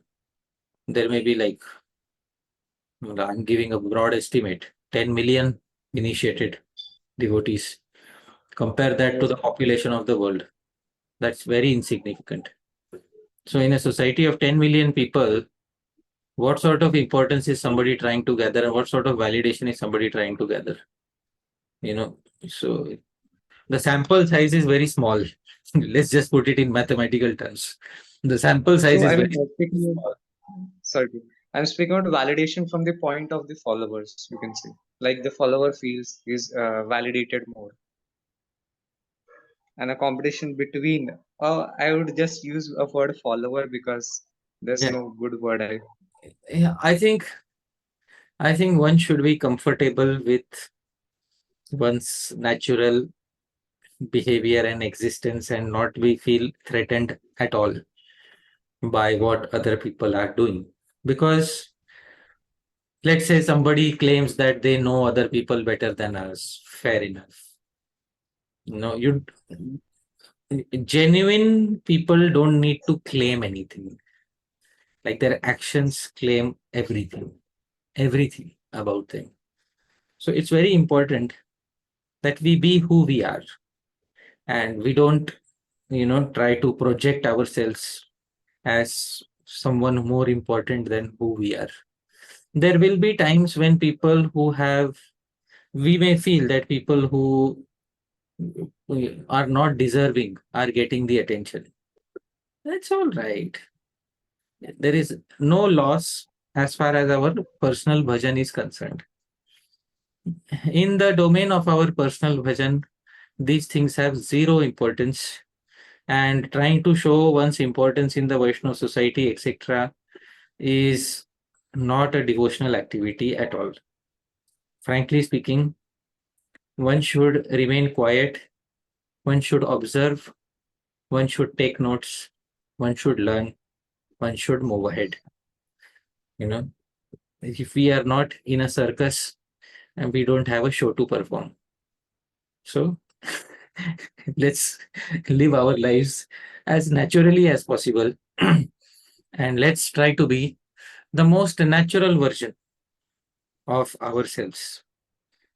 And in that situation, we will be the happiest. Because let me say one thing, that those who have attained all the prestige and power and the glorification, and if you ask them, they will honestly tell you that it was not worth it. Right? So, Yes, sir. So it was not worth it. What was worth it? All that quality time that we spent in our personal bhajan, in our japa, in our chanting, in our kirtan, in our Vaishnava Sangha, in our bhunkte bhojayate, in our priti. Those were the good things that we had. Those were the best parts of our devotional life. Those were the parts we remember the most, reminisce the most. That is what devotional life is meant for. You will see this everywhere in Chaitanya Charitamrtam. And we don't need to be insecure about anything. Absolutely nothing. Absolutely nothing at all. All right. So I have one policy which I try to keep. And this policy is, I use it like a left-hand rule in dealing in the society of Vaishnavas. If I have a certain skill set, I try not to advertise it to others. If somebody wants it, they will come looking for it. Very simple. All right. I have a skill set which I try not to if I have a skill set, I try not to actively advertise it to others. I just do my bhajan. If somebody needs something from my skill set, they will come looking for it. They will ask upfront. So that is how we exist in the society of Vaishnavas without causing conflict, without canvassing ourselves, without posing as a threat to anybody's name, fame, prestige, and popularity. I hope that satisfies you. Yes, sir. Thank you, Prabhu. Vishwadeep Roy Prabhu. Small follow-up mundane question. Does evil eye affects devotees? Just small question. Does evil eye affect devotees? No, not even prarabdha karma affects devotees. These things are not supposed to affect devotees, especially initiated devotees are not affected by these things. Right? But if Krishna desires, then anything will affect a devotee. Right? But usually these things don't affect a devotee, especially not an initiated devotee. Because Ma Vasudeva Bhaktanam Ashubham Vidyate Kvachit Janma Mrityu Jara Vyadi Bhayam Vapyupajayate. At the end of the Vishnu Sahasranam, there is a verse quoted. Shri Goswami quotes this verse in his commentary to Bhakti Rasamrit Sindhu. Ma Vasudeva Bhaktanam Ashubham Vidyate Kvachit. There is no inauspiciousness at any point of time for the devotees of Vasudeva. So, that verse from the Vishnu Sahasranam is a praman that devotees are not affected by these things. So that is the answer to your query. I hope it satisfies you. Thank you. So we have Bhavya Bhagavan and Srinath Prabhu left over. Let's see. I have to find Bhavya Bhagavan. There we go. So I don't have any question as such. I was just making that comment that what happens is the juniors, they just fear that if they speak up to the seniors, they might be judged by the seniors. That was one comment I was making at the end of it. All right. See, Sri Rupa Goswami says in Bhakti Rasamrita Sindhu, do you know, Bhavi Bhagwan Prabhu, what are the first three limbs of amongst the 64 limbs? What are the first three limbs? Adu Guru Pada Shri Krishnadasa Shikshanam Vishrambhena Guru Seva. Okay. Third is Vishrambhena Guru Seva. What is the mean? What is the third limb? Vishrambhena Guru Seva. What does it mean? One should confidentially serve his Guru. Confidentially or confidently? Confidently, sorry. Confidently. So confident service of the Guru is the third limb of devotional service. Confidence means you should have the confidence to approach and ask questions. If that is one of the 64 limbs, lack of confidence shows that one is not able to execute a limb of bhakti. So Rupa Goswami's expectation is that we should be able to approach confidently our Gurujanas. It's right there in the Bhakti Rasamrita Sindhu. Right? But the Prabhuji institution we are in, it's not possible. At least I can say for me, somebody like me, for me, it's still possible. But like for many others, it's not, Prabhu. So they have Shiksha Gurus. Yeah. Thank you so much, Prabhuji. Thank you so much. We have a question from Vrinda Sundari Mataji. Hare Krishna, Hare Prabhupada Prabhu. Thank you very much for this valuable class. In the story that you told, which Bhishma told about the bird, she makes the point, or the king makes the point that, oh, if you don't trust anyone, then it's not a very powerful place. Like it's a weak place to be coming from in life. But then she says no, actually she argues against that. So what about that? Is that a valid point that he says that if we don't trust anyone, if we're overly skeptical, is that truly a weak place to be coming from?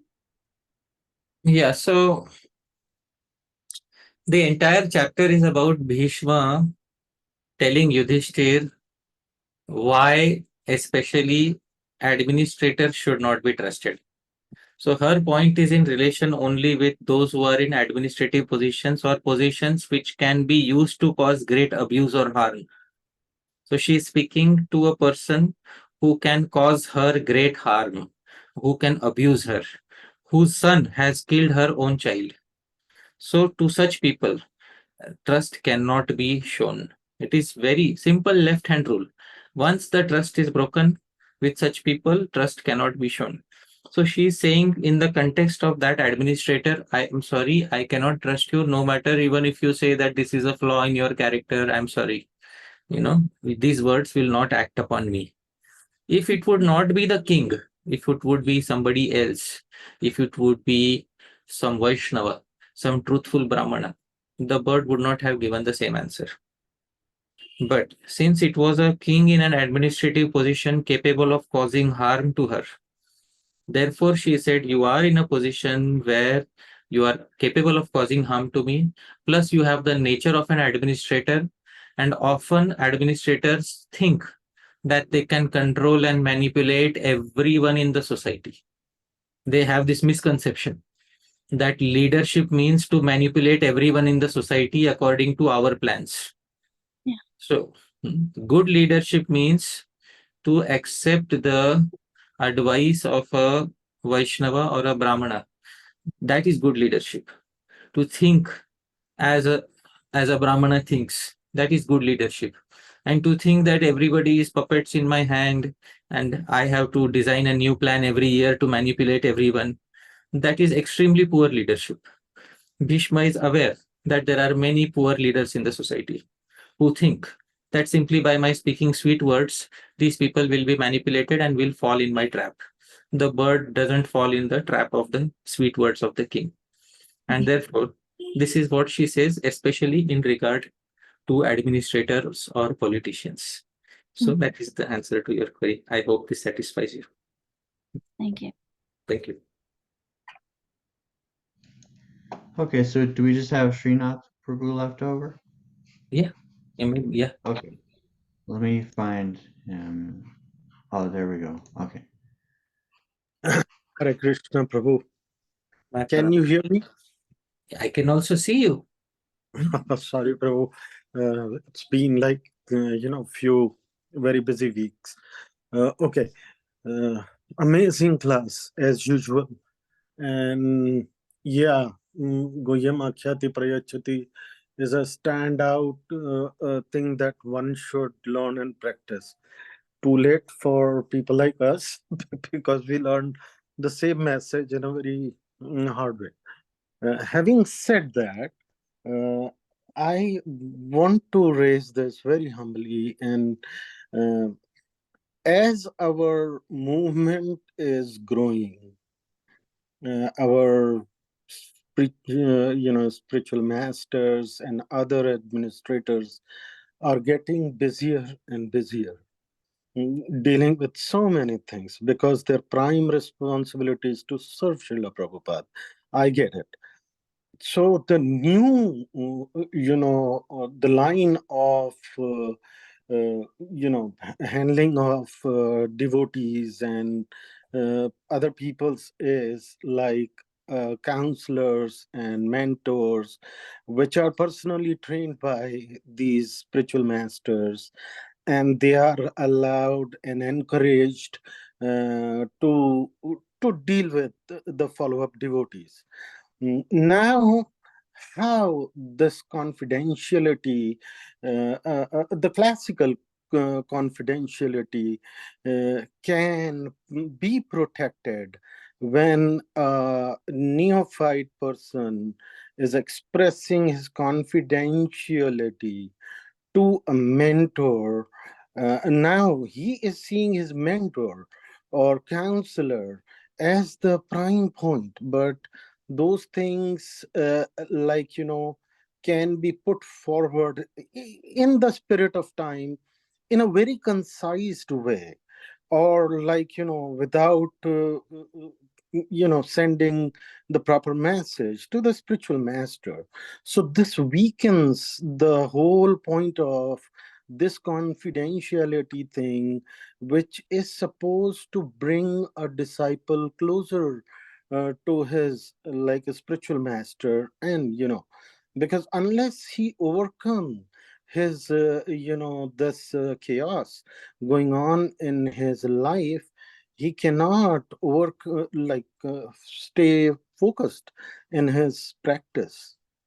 So how, my question is how this confidentiality spirit can be handled in the light of our growth, the rate of growth of our movement, and which is the prime reason people are getting dissatisfied from the same source. All right. So although your question is in the context of one movement, the answer I will give will be for all religious institutions. The purpose of the Upadeshamritam class is to keep it free from any particular institution. So you can name your favorite movement and let's say it is growing. All right. So no particular movement. Okay. Any movement and let's say it's growing. Devotees who are becoming counselors should ideally be given a confidentiality clause. They should be made to swear on a confidentiality clause. And those who are expert brahmanas in the movement, they should get together and they should put together a confidentiality clause that a person who's acting in the position of a counselor should know that certain things should be kept confidential. And unless they follow the confidentiality clause, they will not be allowed to act as counselors. If they are found breaking a confidentiality clause, their post of counselor will be taken away. All right. Then When that stick will be there behind their backs, they will follow confidentiality very nicely, right? So that needs to be there. So Okay. as the movement grows, some changes, because now what happens is, if the movement grows without proper management of the seniors and juniors, it will turn into chaos very quickly. So in the outside world, when we go to a counselor, the counselor has a confidentiality clause. If we go to a psychologist, they have a confidentiality clause. They can't just reveal our files in the open public.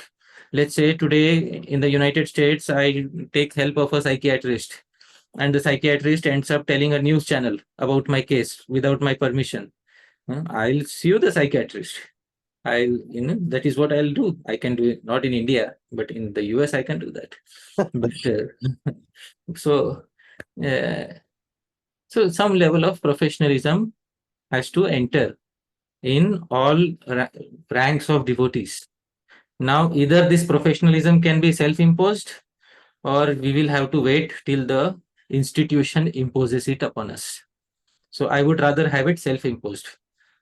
Some discipline should be self-imposed upon myself. If I'm acting as a counselor, I would rather have some confidentiality clause, which certain things which I'll not reveal to others. So that is what needs to be done. I hope this satisfies you, theoretically.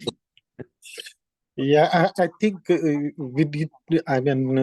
can come up with something very special on this side. Can I ask one follow-up question, Prabhu? If there's nobody in the line, you can definitely ask.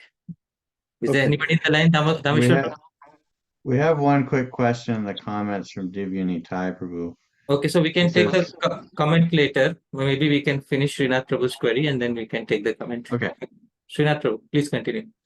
Okay, so this thing we need to understand. This counselor or whoever is introduced to in our life is not essentially follows the things we discussed, like they're like-minded, they are not administrators, and all those things are there. And still we just goes because we are looking for like somebody very influentially connected, and rather our personal spiritual growth is not a priority at that time. And this is one thing. And the second thing is, then a few of us get hurt in this process. So how, like, this breach of confidentiality can be handled, especially when it is coming from a person who was entrusted not to breach those things, not to leak those things? Yeah. So in an ideal Vaishnava society, people who are guiding others are supposed to act Brahminically. And people who act Brahminically know when to keep secrets and know when not to keep secrets. Secrets should not be kept when a crime is involved. As I said in the talk, if a crime is involved, a secret should not be kept. The Brahmanas know when should secrets be kept. Now, people who are not of the nature of Brahmanas, when they get appointed in positions which are meant for Brahmanas, obviously you will have dissatisfaction. The entire point of the movement, Srila Prabhupada said about one movement, but the entire point of any Vaishnava movement is to train the leaders in Brahminical culture. Without a head, if the head is cut, there is no intellectual strength remaining in any spiritual movement.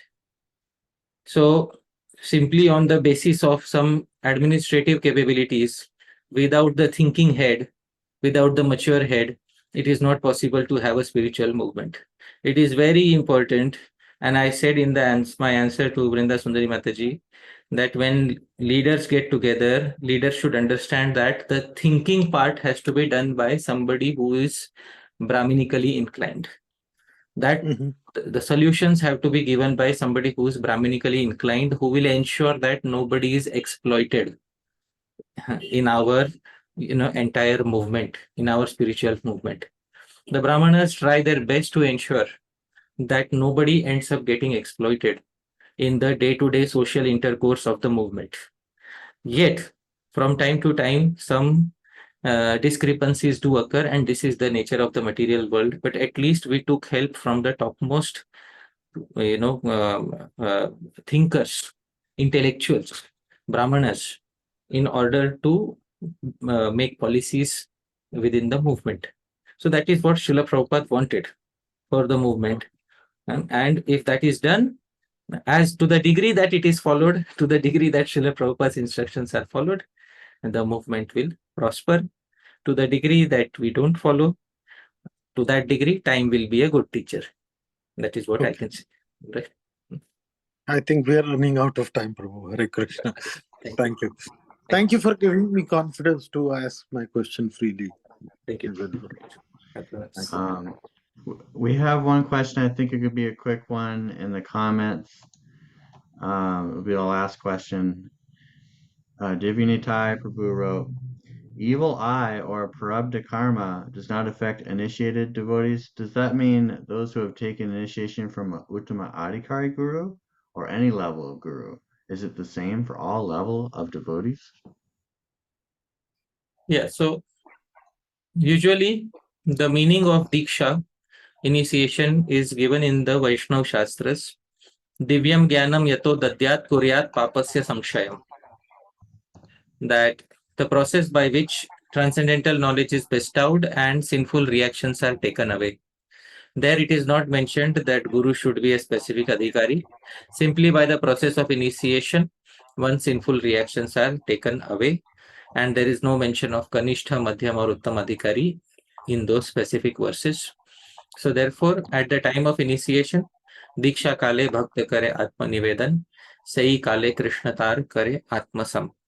At the very moment of initiation, Krishna makes the devotee equivalent to himself and takes away all the sinful reactions. So that is what is mentioned in the Shastra. I am specifying as it is. Shastra does not give any conditions, any other conditions for the removal of prarabdha karma. That is the answer to this query. Excellent. I'll ask all the devotees to unmute now. Give a big thank you for Hari Pārṣada Prabhu. Thank you very much. Thank you, Thank you so much, Prabhu. Prabhu. Prabhu, Hare Thank Krishna. you very much, Prabhu. It was very wonderful. Thank you very much. Hare Krishna Prabhu ki jai. Prabhupada ki jai. Srila Rupa Goswami Prabhupada ki jai. Srila Jiva Goswami Prabhupada ki jai. Haribo. Thank you so much, everyone. Thank you, Hari Pārṣada Prabhu. See you next time. Prabhupada ki jai. Hare Krishna. Hare Krishna.